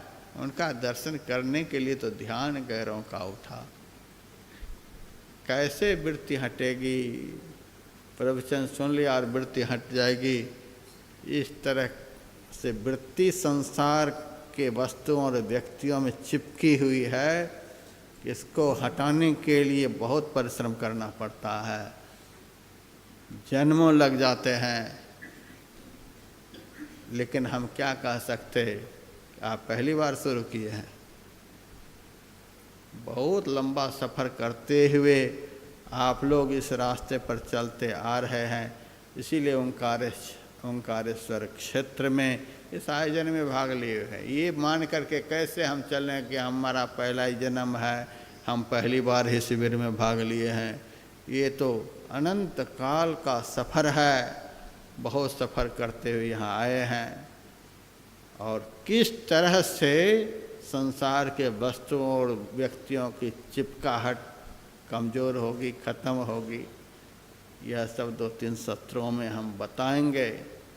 समय पर इसका आनंद लेना है। अब एक भजन सुने, 2 आध्यात्मिक आरती, 1 सूचना। कुछ पुस्तकें हरिद्वार से आई हुई हैं। हमारे जम्मू से सत्संगी आए हैं, राजू जी एवं बलराज खजुरिया जी। इनकी तरफ से वचनामृत पुस्तक फ्री में, लेकिन बहुत मोटी पुस्तक है, गुरु ग्रंथ की तरह, जो अपने घर में झोली बना करके काट के रेहल पर रखेंगे, नियम से एक प्रवचन का पाठ करेंगे, ऐसा संकल्प लेकर के जो उस पुस्तक को पकड़ेंगे उन्हीं को वह पुस्तक मिलेगी। रोज़ एक प्रवचन को पढ़ना है, झोली में रखना है, रेहल पर रख कर के पाठ करना है। बहुत आदर से गुरु ग्रंथ की तरह गुरुदेव के 112 प्रवचन का उसमें संग्रह है। श्यामदेव झा बनगांव सहरसा की तरफ से अलौकिक जागरण पत्रिका लेने पर स्तुति विनती की पुस्तक फ्री में दी जाएगी। छोटी छोटी पुस्तक है, आदर के साथ उसे कोई पढ़ना चाहें तो आधे मूल्य पर, अब तो किनारे पर हैं, अब मेरी भी तरफ से आधे मूल्य पर ले जाएं सब। यहाँ हम लोग धर्म बटोरने के लिए आए हैं, धन लुटाने के लिए आए हैं। तीर्थ में आकर किसी का धन नहीं लूटना चाहिए। मैं इस मंच पर से कह रहा हूँ, यहाँ हम लोग, आप लोग भी और हम भी धर्म को लूटने के लिए आए हैं। जहाँ तक होगा कल तक में लूटेंगे।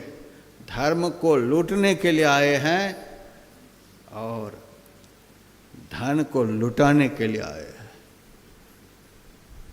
धर्म को वही लूट सकता है जो तन मन धन सद्गुरु की सेवा में लुटा देगा।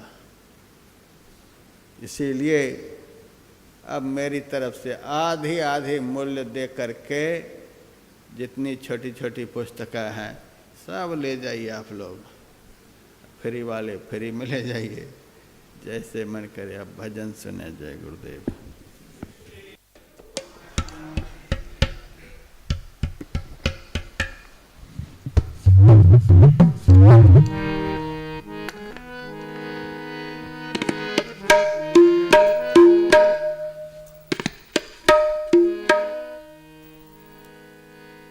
बोलिए प्रेम से श्री सद्गुरु महाराज की जय।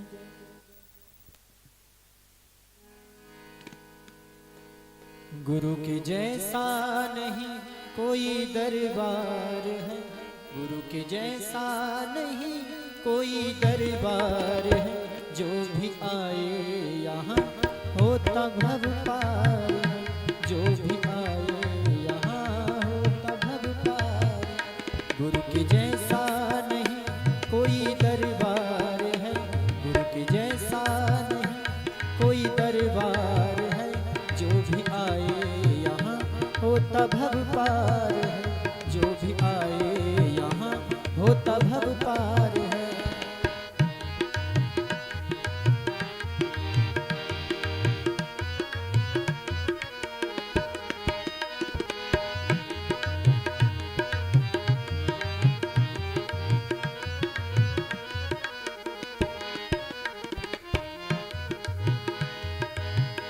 कर ले भक्ति गुरु की घड़ी दो घड़ी, नैया बीच भंवर में तेरी है पड़ी, नैया बीच भंवर में तेरी है पड़ी।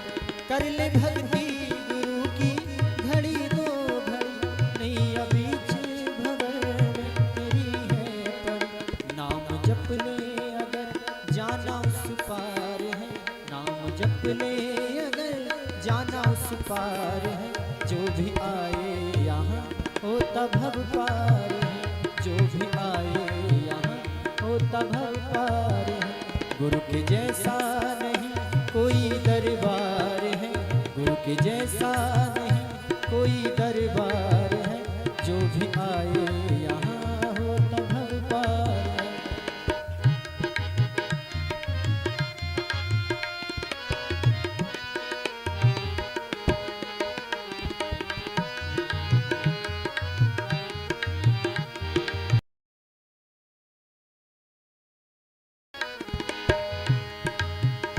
गुरु के जैसा न कोई दयालु बड़ा, दीन दुखियों पे प्यारे ये करते कृपा, दीन दुखियों पे प्यारे ये करते कृपा।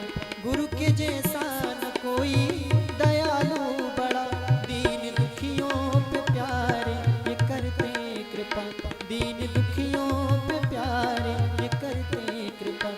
इनके जैसी नहीं कोई सरकार है, इनके जैसी नहीं कोई सरकार है। जो भी आए यहाँ होता भव पार है, जो भी आए यहाँ होता भव पार है।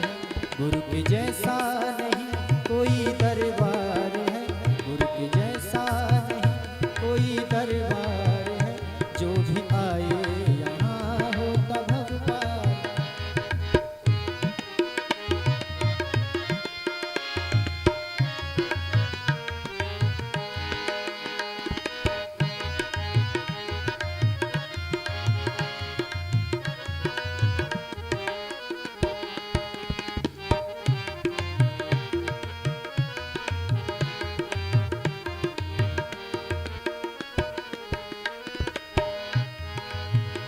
इनकी भक्ति से प्यारे तू सुख पाएगा, लख 84 तेरा फंड कट जाएगा, लख 84 तेरा फंड कट जाएगा। इनकी भक्ति से प्यारे तू सुख पाएगा, लख 84 तेरा फंड कट जाएगा, लख 84 तेरा फंड कट जाएगा। इनके जैसा नहीं कोई दातार है, इनके जैसा नहीं कोई दातार है। जो भी आए यहाँ होता भव पार है, जो भी आए यहाँ होता भव पार है। गुरु के जैसा नहीं कोई दातार है, जो भी आए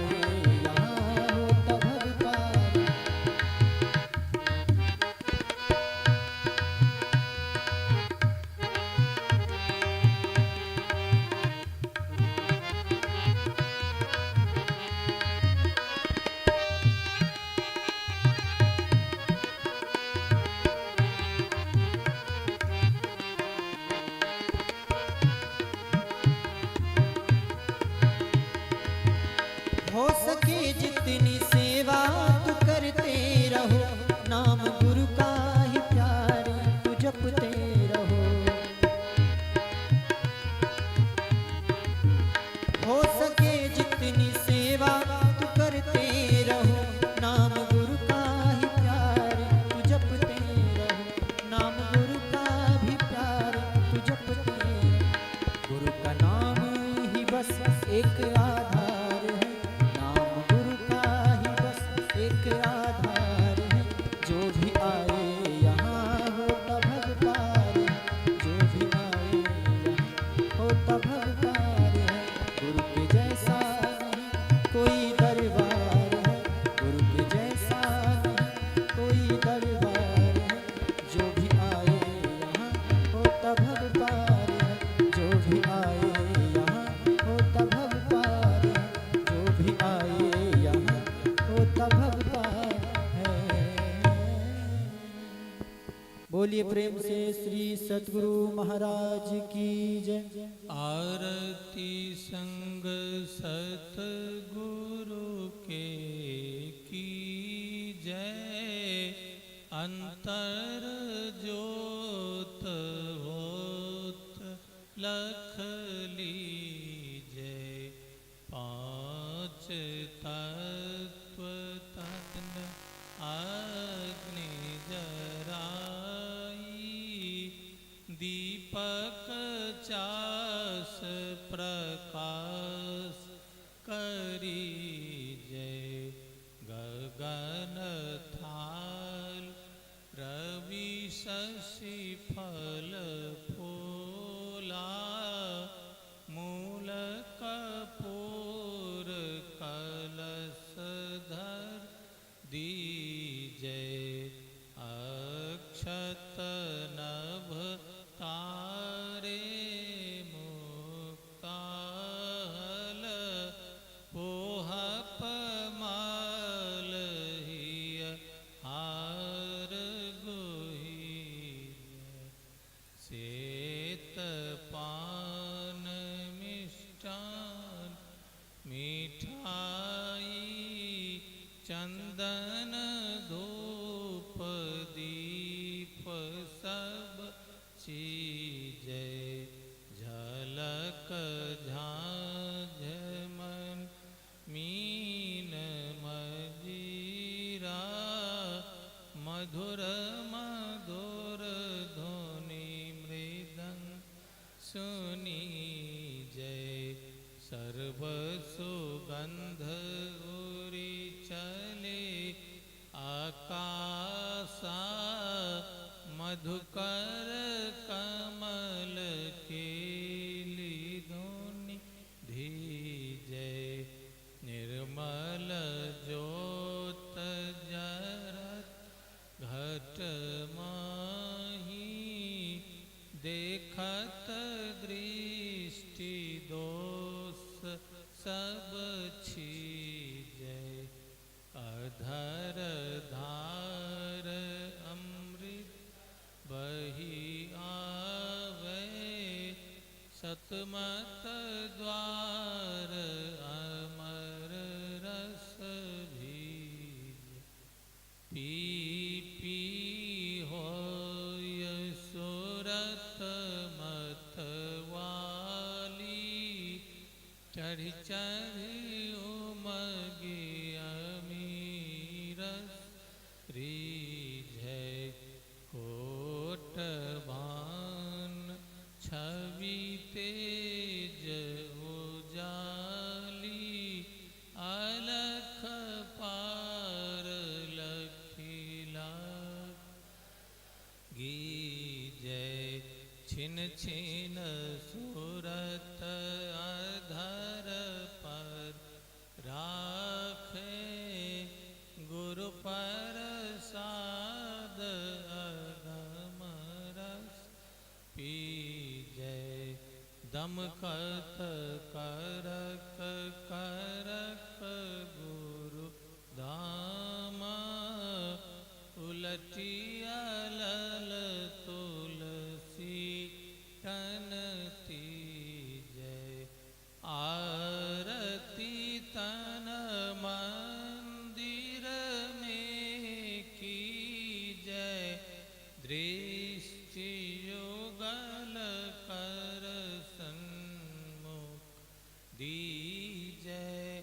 चमके बिंदु सूक्ष्म अति उज्ज्वल ब्रह्म ज्योति अनुपम लख लीज जगमग जगमग रूप ब्रह्मांड निरखी निरखी ज्योति तज दीज शब्द सुरत अभ्यास सरलतर करी करी सार शब्द गही लीजय ऐसी जुगति काया गढ़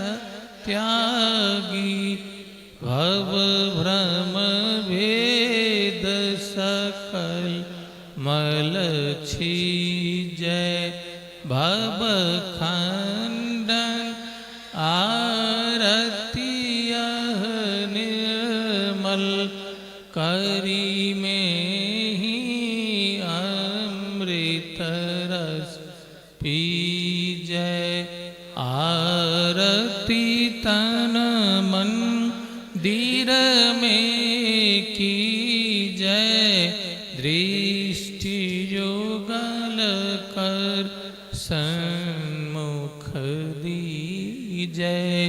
बोलिए प्रेम से श्री सद्गुरु महाराज की जय। सब संतन की जय। सत्संग महात्म्य की जय। वैदिक धर्म की जय। जय गुरु महाराज, जय गुरु महाराज, जय गुरु महाराज। श्री सद्गुरु महाराज की जय। हरि तुमसे बिछुड़े हुए